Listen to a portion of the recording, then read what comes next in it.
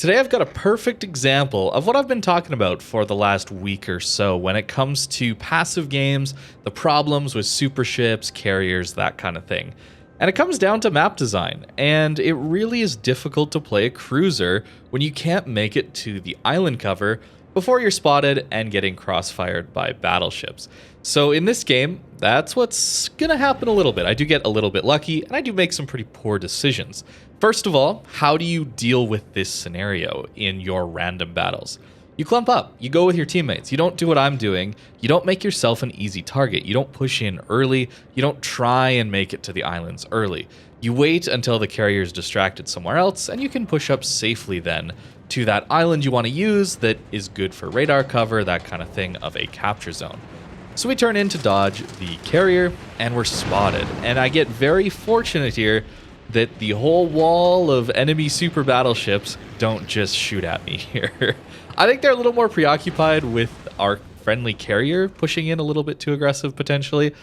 So he kind of saved my life in that way, although he's going to go down pretty quickly, unfortunately for our team in this one.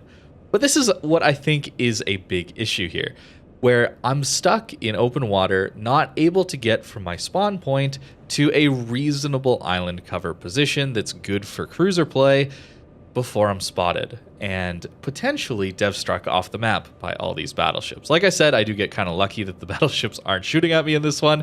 I very much could have died getting to this position, and I wanted to point that out because I think that as much as I dislike carriers, and maybe I go off on that a little bit too much sometimes, the map design is a big problem as well. I think if the maps were better designed to allow for island cover, where you aren't just spotted in the middle of the open with a carrier and then crossfired into oblivion, I think that it'd be much easier to play, and I wouldn't have as many issues with carriers. So I gotta talk a little bit about map design then. As I've said, Greece is probably the worst offender of this, but all this island cover seems to be very positioned just in the middle 2 or 3 squares of the map, and then the spawns is just a bunch of open ocean. And I think if we add more islands that are a little further back and allow people to push up from their spawns and get a little closer to the capture zones, we'll see a little bit more pushing in and the ability to actually deal with some of these carriers and spotting. Personally, I actually don't mind playing against carriers as long as it's a 1v1 kind of situation where I'm not having to deal with other surface ships as well. Because at that point, it becomes a free crossfire that I just can't really deal with.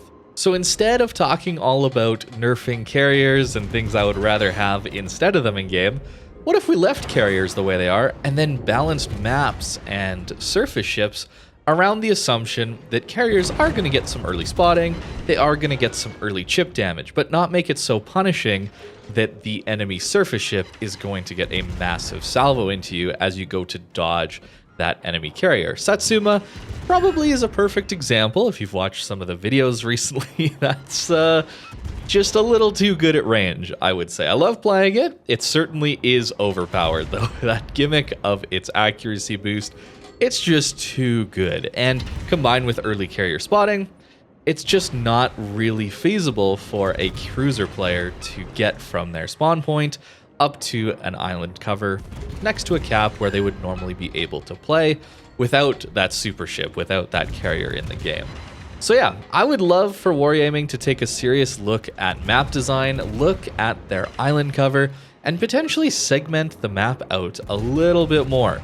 Make it so that not every map is two brothers, but give us some opportunity to have islands that break up capture zones from one another, where we don't have to worry about cross maps from the other enemy battleships.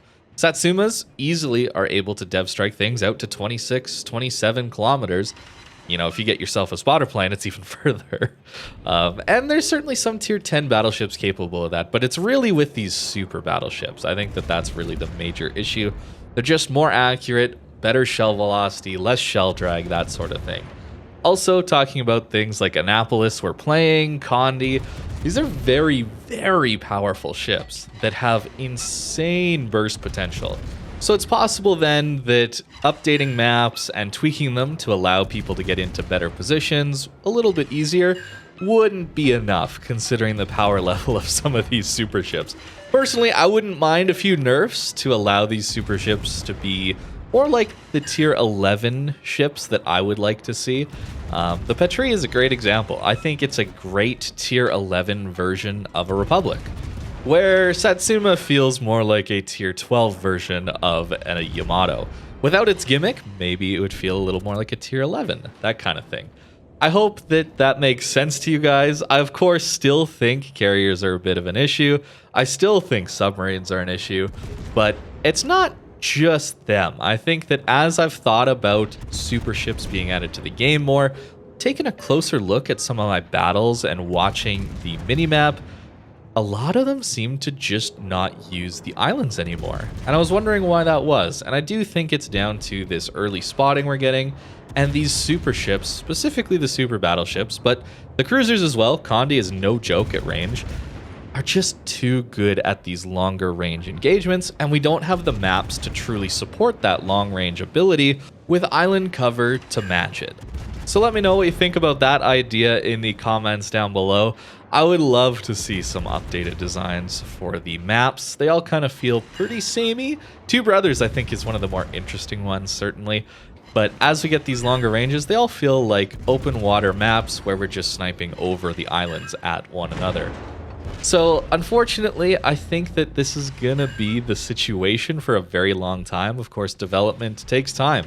And totally revamping map design and, well, when it comes to super ships, they're staying in the game. They're a great credit sink for Wargaming. I think they're very happy with how that element of super ships has turned out, at least. And they're here to stay. So hopefully over time we can get a little more balance into there. But all I can say is don't play tier 9, guys. Try and avoid tier 9 as much as possible, because as I was playing my super ships today, there were so many tier 9 ships just getting absolutely crushed, and there's really not a lot that they can do about it. I even had some games with up to 10 super ships in the battle, 5 per side, and then you're trying to play your tier 9 into that? I don't think so. That's not going to go particularly well at all. So a pretty good Annapolis game here in the background. I wanted to show it simply for the early game. I think it was a great illustration of the issue with early spotting and not great island cover. For those of you curious, here is the commander build. It really hasn't changed much. It's still the concealment, survivability, radar kind of focus with some range, because I think you really do just need range mod, especially with super ships. But even with tier 9s and 10s, it's starting to get to the point where we need range on a lot of our cruisers these days. So let me know what you think in the comments down below. Again, I'm not really wanting to be super negative of the game, because I still do really enjoy playing it. It just frustrates me sometimes with how passive it can be. And I know there's a great game underneath hiding behind that passive sniping gameplay. And I'm trying to come up with ideas to maybe help the game along to get out of this rut it kind of finds itself in. Again, thank you very much for watching, and I hope you have a great rest of your day.